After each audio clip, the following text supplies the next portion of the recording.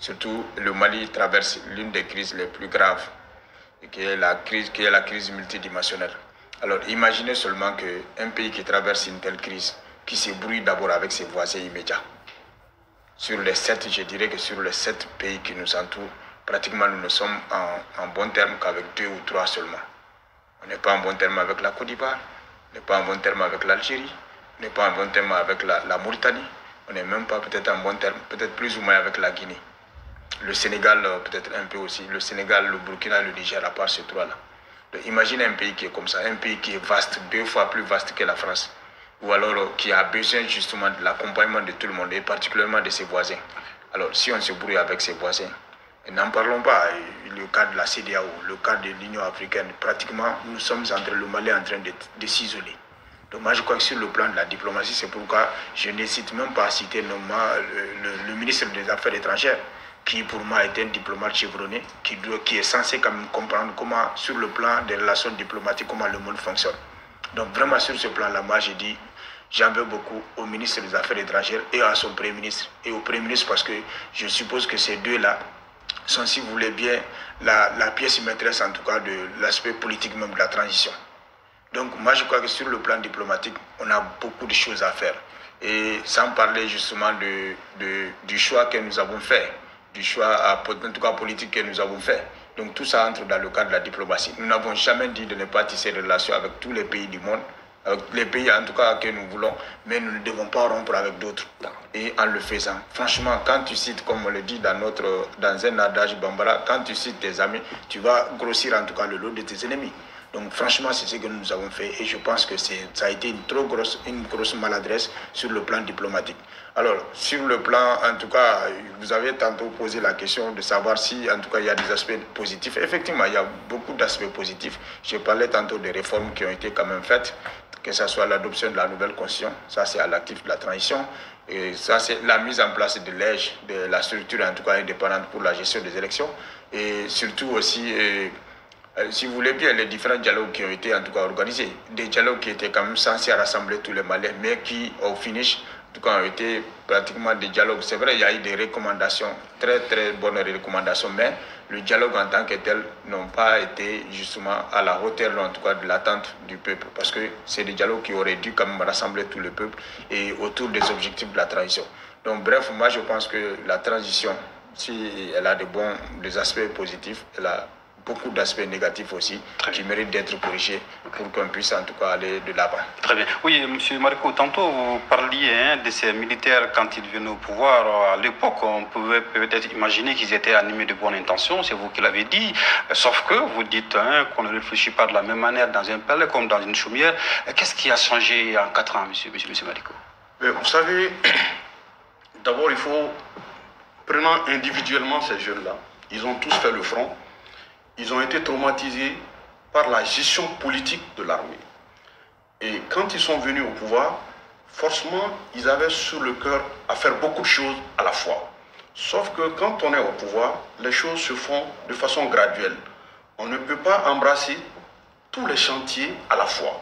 Et je pense que ce fait les a également poussés à aller dans plusieurs sens à la fois.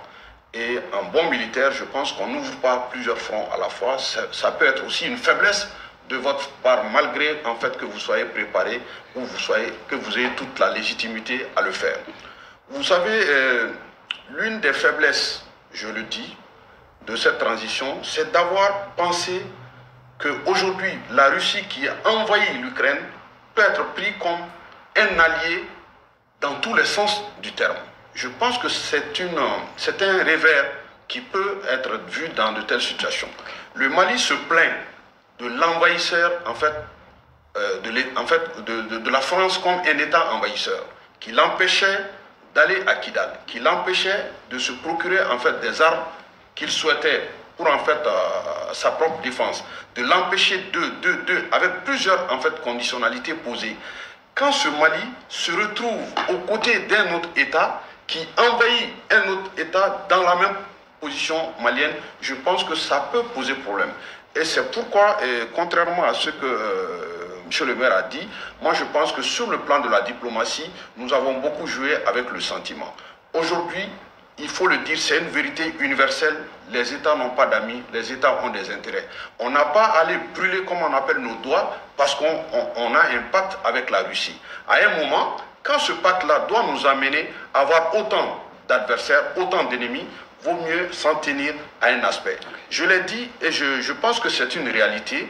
La montée en puissance, tant sur le plan moral que sur le plan matériel, M. le maire l'a si bien dit, est une évidence. Sauf que le tout, gérer toute la crise sur le plan militaire, uniquement militaire, a montré ses limites.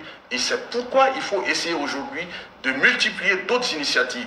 Vous savez, la plupart des crises que nous avons connues ou que nous connaissons dans ce pays, ce sont des crises liées au manque de développement. Donc, comme on appelle, la mise en condition de l'armée est une bonne chose pour permettre, comme on appelle, à créer l'équilibre dans les discussions. Mais la mise en condition uniquement mettre les ressources que dans l'armée ne peut pas développer la plupart des pays. Et je pense aussi, s'il y a une faiblesse que moi j'ai soulevée, c'est l'union. Aujourd'hui, la transition doit tout mettre en œuvre. Les autorités actuelles doivent tout mettre en œuvre pour qu'il y ait l'union des Maliens. Parce qu'une telle crise, quand vous tombez là-dedans, une crise qui est née il y a plus de 10 ans, il y a plus de 15 ans, forcément, il y a des éclats des Maliens de partout. Et le principal rôle en ce moment des autorités, c'est de pouvoir mettre les gens ensemble. Et là, ceux qui vont dire on a suffisamment dialogué, on ne dialogue pas suffisamment pour mettre les concitoyens ensemble. Parce que vous soyez fort militairement, que vous soyez fort dans tous les domaines, si vous n'êtes pas dans une nation unie, je pense que difficilement vous pourrez mettre en œuvre en fait la vision politique qu'il le faut.